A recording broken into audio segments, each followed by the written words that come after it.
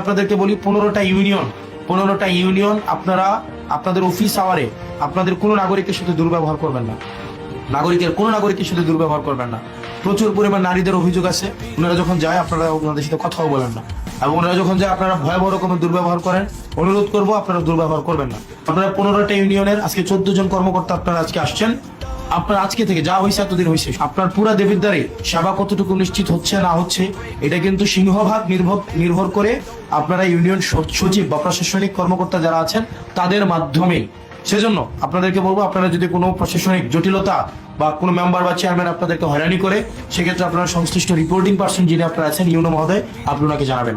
জাফরগঞ্জ ইউনিয়নের জাহিদ চেয়ারম্যান একদিন অফিস করেন, রাজামেহের ইউনিয়নে চেয়ারম্যান আসেন না, চেয়ারম্যান নাই, প্রশাসনিক কর্মকর্তা দেওয়া হয়েছে।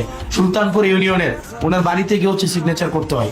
তো জনগণ তো তাদেরকে ভোট দিছে এটার জন্য না, ভোটের জন্য। তো ভোটের সময় তো মানুষের কাছে গিয়ে বলছে একদম যে নিজের পায়জামার ফিতা দিয়ে মশারি টাঙাই দিবে।